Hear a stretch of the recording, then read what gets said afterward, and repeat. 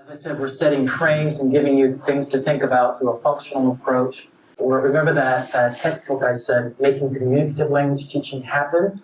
Now we want to kind of shift and make multiliteracies teaching happen. It came out 2 years ago, a multiliteracies framework for collegiate foreign language teaching. That's exactly kind of the focus of this workshop. Because I know that you're new. Multiliteracies, they talk about meaning design. That's the way they talk about language learning. We're always designing meaning. And the most basic, in English, what's interesting is the word design can be a noun or it can be a verb. It can be something that you produce, like a text, but it's also the process of creating meaning. And they use it in multiliteracies, they use it both ways. So we start off with designs, and designs, of course, the noun. They can be a text, they can be a genre, they can be a construction. It's something that pre-exists in their framework, okay? So, can you give me, let's just quickly, what kind of genres have we talked about already? Dialogue and poetry. What else? Just a couple quickly. Tell me some of the genres. Pardon me? Instant messaging as well. Instant messaging. Computer-mediated communication. Computer-mediated communication, and there are lots of those. Okay. All of those pre-exist. We have certain knowledge of those genres and those conventions. Designing, then they're always capitalized for some reason, these three basic points.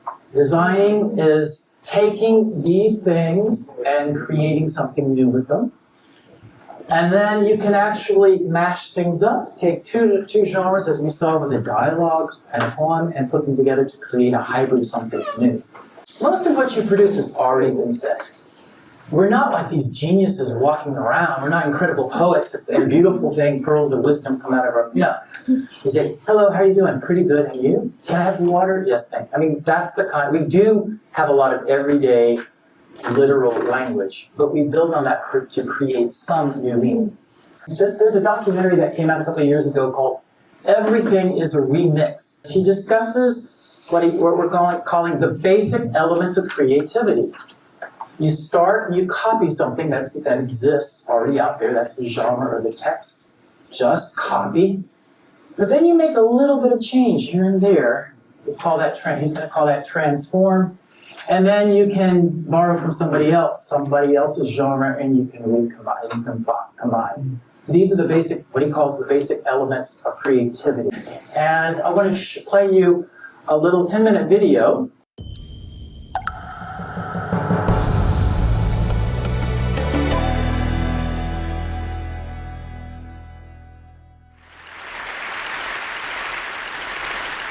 We're going to begin in 1964. Bob Dylan is 23 years old, and his career is just reaching its pinnacle.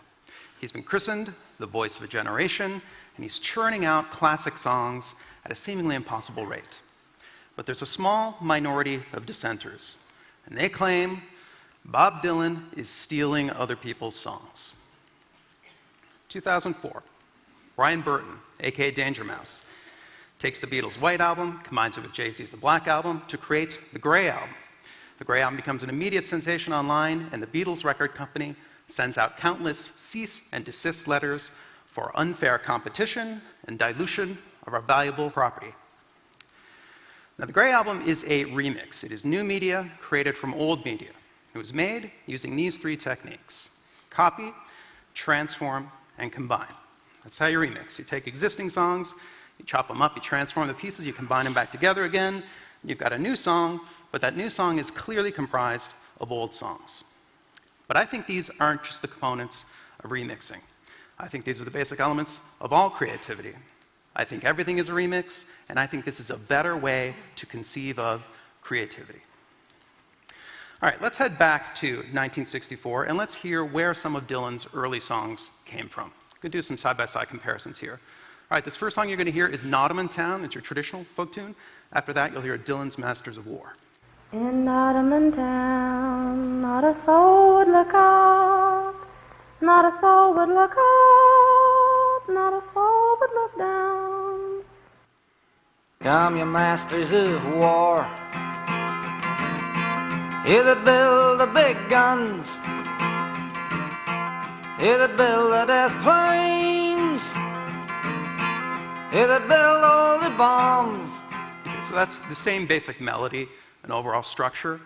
This next one is The Patriot Game by Dominic Behan. Alongside that, you're going to hear With God on Our Side by Dylan.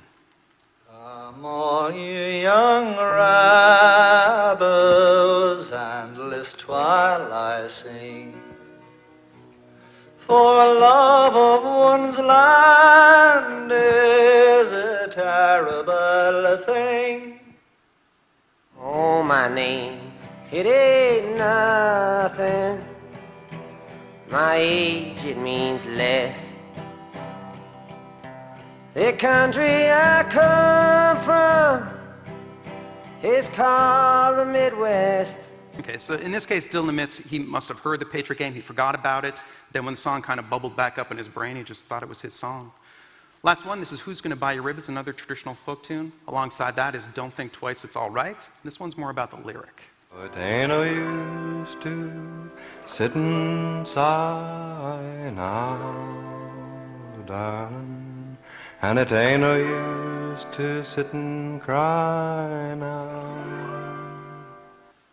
Well, it ain't no use to sit and wonder why, baby. Even you don't know by now. And it ain't no use to sit and wonder why, baby. It'll never do somehow. Okay, now there's a lot of these. It's been estimated that 2/3 of the melodies Dylan used in his early songs were borrowed. This is pretty typical among folk singers. Here's the advice of Dylan's idol, Woody Guthrie. The words are the important thing. Don't worry about tunes. Take a tune, sing high when they sing low, sing fast when they sing slow, and you've got a new tune.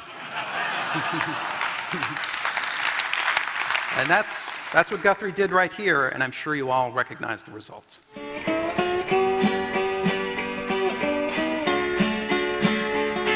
know this tune, right? We know it? Actually, you don't.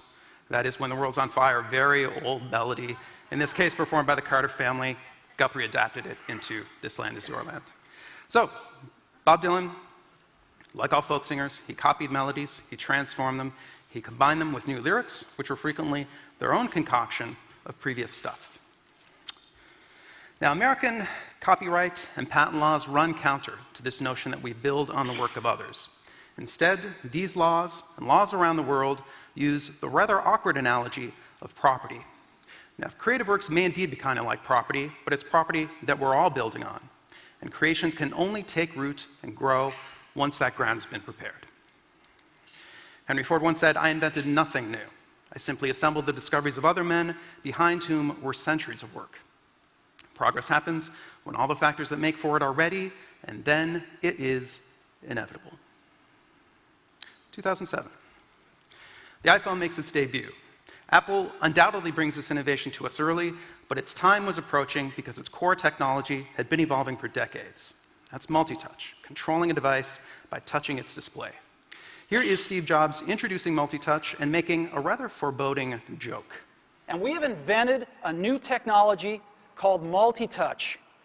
You can do multi-finger gestures on it, and boy, have we patented it. Yes. And yet, here is multi-touch in action. This is at TED, actually, about a year earlier. This is Jeff Hahn, and I mean, that's multi-touch. It's the same animal, at least. Let's hear what Jeff Hahn has to say about this newfangled technology. Multi-touch sensing isn't completely new. I mean, people like Bill Buxton have been playing around with it in the 80s. The technology, isn't the most exciting thing here right now, other than probably its newfound accessibility. So he's pretty frank about it not being new. So it's not multi-touch as a whole that's patented, it's the small parts of it that are. And it's in these small details where we can clearly see patent law contradicting its intent to promote the progress of useful arts. Here is the first ever slide to unlock. That is all there is to it. Apple has patented this. It's a 28-page software patent, but I will summarize what it covers. Spoiler alert. Unlocking your phone by sliding an icon with your finger. I'm only exaggerating a little bit. It's a broad patent. Now, can someone own this idea? Now, back in the 80s, there were no software patents, and it was Xerox that pioneered the graphical user interface. What if they had patented pop-up menus, scroll bars, the desktop, with icons that look like folders and sheets of paper? Would a young and inexperienced Apple have survived the legal assault of a much larger and more mature company like Xerox. Now, this idea that everything is a remix might sound like common sense until you're the one getting remixed. For example, I mean, Picasso had a saying, he said, good artists copy, great artists steal. And we have, always been shameless about stealing great ideas. Okay, so that's 96, here's 2010. I'm going to destroy Android because it's a stolen product. I'm willing to go thermonuclear war on this. Okay, so in other words, great artists steal, but not from me.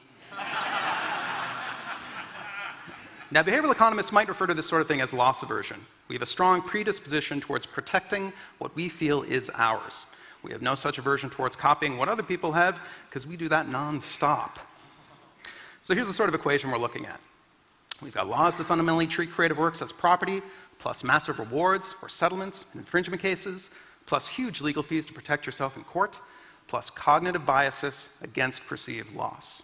And the sum looks like this. That is the last 4 years of lawsuits in the realm of smartphones. Is this promoting the progress of useful arts? 1983. Bob Dylan is 42 years old, and his time in the cultural spotlight is long since past. He records a song called Blind Willie McTell, named after the blues singer. And the song is a voyage through the past, through a much darker time, but a simpler one. A time when musicians like Willie McTell had few illusions about what they did. I jump them from other writers, but I arrange them my own way. I think this is mostly what we do. Our creativity comes from without, not from within. We are not self-made. We are dependent on one another. And admitting this to ourselves isn't an embrace of mediocrity or derivativeness. It's a liberation from our misconceptions. And it's an incentive to not expect so much from ourselves and to simply begin. Thank you so much. It was an honor to be here. Thank you.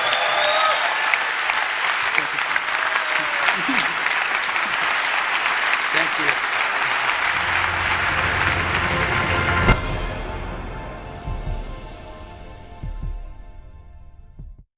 The Multiliteracies framework is basically what he was quoting, that old blues singers. I jump them, I steal them from somebody else, and then I adapt them, I arrange them to my own way. So, and those basic elements of creativity, I think, are essentially the basic elements of any kind of lesson. So let me give you a couple of concrete examples here of this notion of remixing. All these different genres that we're talking about, not just textual, literary genres. This is a meme. Meme coming from the word memetics, copying. You copy something. This was a picture. This has been going around now in the internet, and this anime is now illegal. He didn't sign an executive order, right? This has been photoshopped. So somebody took this picture, and then people went crazy with it. They started to play with it. This is an element of visual play. In the Multiliteracies framework, there are 4 pedagogical acts that they talk about. They talk about situate, and these names, I don't care if you remember the names, but remember kind of what they're about. Because we want to turn this into a pedagogy now. So you have a text, you want to do a situated practice, which basically is experiencing the text. And then the next one, they talk about transformed practice, which is creating a text. Okay? By the way, these are in a circle because you can go in different, you don't have to go in any particular order. There's something called overt instruction, and basically I'm boiling that down to naming. That is, you give students a meta-language for talking about texts. We've been giving you a meta-language all morning long. We've been giving you the notion of Halliday's functions, or that list of language play, or whatever. You're teaching them something so that they can apply it. And then finally, analyzing, and that's what they call critical framing. So basically, experiencing, naming, analyzing, and creating. And those are the different kinds of tools or pedagogical acts that you can use to help them unpack a text and play with it. Another way of thinking about this is, you've seen this is called Bloom's taxonomy. And basically we want to start here and push them as high up the pyramid as we can. Bloom was a psychologist who talked about different cognitive levels. So the creative act at the very end presupposes all these kinds of things. You want to be able to remember the parts of it, copying, this is copying, kind of understanding and analyzing it, and even evaluating, but finally to get to the end of creating something new. Okay, so I'm going to give you a concrete example of how I put all these things together in one lesson. I taught this in the lower division French class a couple of years ago. And we're working with the text Liberté, and Paul Éluard, this is the author. Just to situate the text a little bit before we jump into it. It was written in 1942, but it was really part of what is called the Surrealist movement, something that happened in the interwar years between the 20s and 30s in Europe. And the notion of surrealism is kind of interesting. It's like, well, you'll see, I had to explain it a little bit to the students. But before I get to that overt instruction, let me show you what I did essentially. I started off with experiencing the poem, or experiencing the text. And that was just listening to the poem, because part of interpretation is simply experiencing. What are the associations you have that come to your mind? Then we analyzed by reflecting on different versions of it. They were still kind of listening in different languages, by the way, because liberté becomes liberdad in Spanish, and it's very different. Their associations were different. Then I did a little quick unit on surrealism to give them the terms in surrealism and terms in the text that they can find and go, just as Joanna was having you do earlier today. That was essentially a naming task. You went through the text and you named them. Is this visual play? Is this pragmatic play? So forth. And then I gave them a translation, an English translation, and had them analyze what gets lost and what is named. That was an analytic. And then finally, we ended up with creative. I had them rewrite parts of the translation that they didn't like. And finally, at the very end, I wanted them to add on to the poem. So they weren't completely creative. They were doing what that blues singer said. I take most of it, and then I rearrange it. So let me show you what some of these look like. For the experiencing, I went to YouTube and I played it for them. I'm just going to play the first couple stanzas and then ask you to make some associations. So what does this make you feel, or what do you think of, what comes to your mind? Okay, it's a legitimate kind of beginning point in textual analysis. So here's the poem Liberté as read by the poet himself. And it doesn't matter if you don't speak French. Sur mes cahiers d'écolier, sur mon pupitre et des arbres, sur le sable, sur la neige, j'écris ton nom. Sur toutes les pages lues, sur toutes les pages blanches, pierre, sang, papier ou cendre, j'écris ton nom. Sur les images dorées, sur les armes des guerriers, sur la couronne des rois. Okay, that's enough. Anything? Okay, so sometimes it's purely affective. It sounds great to me. I like that. But that's good enough. And then I said, so what did you like about it? Why? Okay, so there's a rhythm. There's a definite rhythm. What other kinds of associations? Keep them coming, please. Familiar, almost like Martin Luther King's I Have a Dream speech. So the idea of experiencing is to work with their familiarity. That was when go from the familiar, what they know, to maybe what they don't know. Yeah, so what can you relate it to? Many students in doing this activity will do exactly that. They start off, they associate with what they have in themselves. Yeah, this reminds me of Martin Luther King's speech. Why is that? So they get into the rhythm. What else? Keep on coming, please. Yes? There is a melancholic calling for liberty. Okay, so many of the students said it sounded sad to them. And that's cool. Why did it sound sad? What is in this text that made them sound sad? This gets into sound symbolism right away, okay? So these are kind of sophisticated comments, and yet they're not particularly analytical, they're just experiencing. That's the first phase of the lesson. There are lots of YouTube mashups of this. Because French is spoken as an international language, I had school children. And it doesn't sound so melancholic. It sounds very happy. I have people in North Africa who are Arabic speakers who are then speaking this. and kind of an Arabized version of French, which added a very different feel. I kept doing that and kept creating a different frame. Each time they had very different associations. After we experienced the poem, then I did a kind of a naming tab, more overt instruction. I taught them a little bit of meta language. They need these tools to be able to really analyze the text. So I taught them about this word here, the resistance, résistance, is something that they needed to know. This is the historical background. Obviously, in World War II, the French talked about the resistance to the occupiers, which was Germany at the time. And Paul Éluard, they should know this, he wrote this poem, and it was taken by the members of the resistance movement. They would actually cite the poem, stanzas of the poem, to each other as a way of passing. Aha, you're a member of the resistance. Okay, so it was an underground, furtive movement, and this poem became very important. The Allies dropped it from the sky in these little pieces of paper. So it was an act of resistance.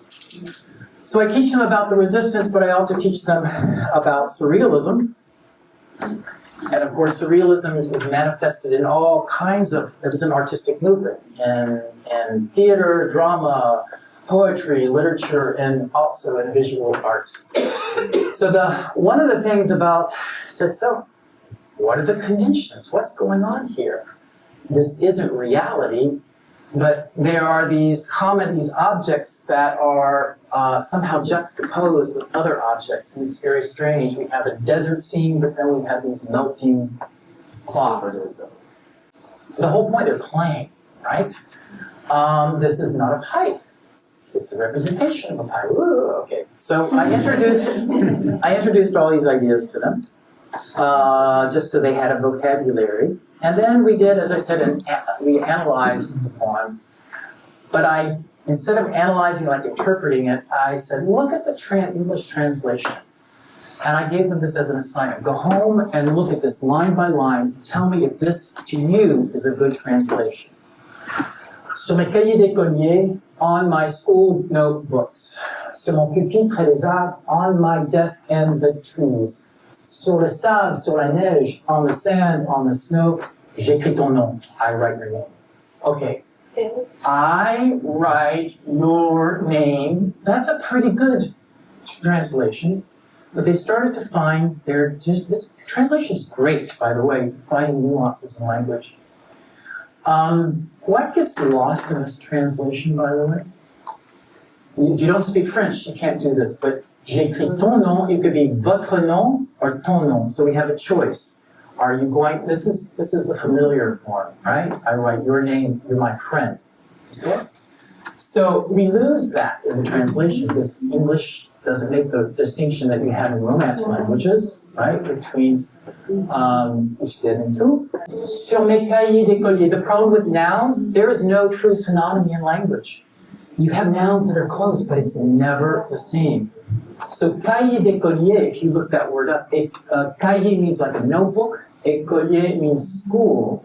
But what's left, so school notebooks, but what's left here is what kind of school? It's for little children. Okay, it's not appropriate. You couldn't use this for a university level. Pupitre means a desk, but not any, as we translate it here. But it's really a desk for kids. Okay, and on and on and on and on. They found things. This is a really good one. So toutes les pages blanches. So it means white. We got it translated here, but it can also mean blank. Okay. So what I had them do is create their own translations. Now again, just the video that I played you, it's like you're copying 90% of this, but you're changing elements that are important. So this is a retranslation, the improved version, on my school kid notebooks. That gives you the element of the child. That's in the French, but not in the English of the original. On my little desk to get this notion of size of a child.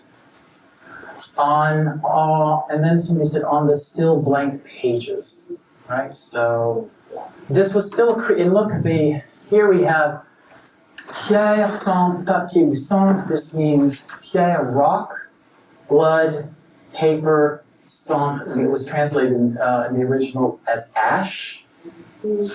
They chose cinders. Why? I said, well, it's closer to cendre. I like this.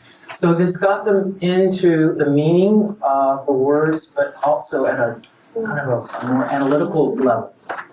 And then finally, the last thing I had them do, by this time they really knew the poem very well. I said, I don't want you to rewrite a poem. That's crazy. But I think you can now contribute to this. You understand that surrealism is this juxtaposition of these weird things. And you now know the frame of it. 1, 2, 3, 4 lines. There's a lot of repetition. There's a j'écris ton nom, j'écris ton nom. So every stanza ends with that. And we have the repetition of the preposition on. Okay, so this is what I got from somebody. Sur le rêve, and this is, by the way, this is a beginning language student. This is a French student. Sur le rêve de mon père, sur le rire de ma mère, sur la bouche, sur l'oreille, j'écris ton nom. It's pretty good. This means on the dream of my father, on the dream of my father, on the laughter of my mother. But actually, it has an ambiguity here. It can mean the dream of my father or my father's dream, right? So my father is a dream himself, or the dream that my father had. It has this own meaning.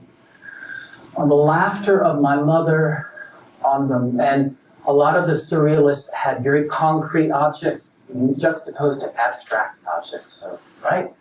On the mouth, on the ear, I write your name. This, I think, comes back to a lot of the elements that we're talking about here. We're getting them to create, but within this easy frame. We're playing with literal meaning, but pushing them into the literary because they always have the potential to be poets, even at a gentle level, and doing this right from the very beginning. Okay?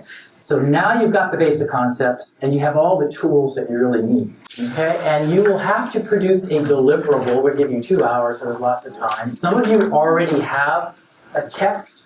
You've already got ideas. And all that we're going to ask you is to produce an outline. Right? An outline, so we're not going to ask you to do all of what I just showed you, but you're starting to generate some ideas.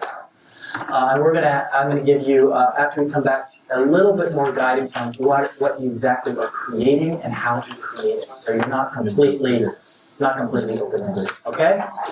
And then tomorrow, we're going to take what you're going to create, this outline, and we're really going to turn it into a lesson. And so you'll see the next deliverable, a lesson draft with a sequence of these kinds of pedagogical acts that I just went over. And then at the end, we hope that you will have some kind of a draft that is laid out with some of the FLLITE principles. It would make me very happy if you started to talk to your students in different ways of playing with the text and then creating with the text, so you see where this is going.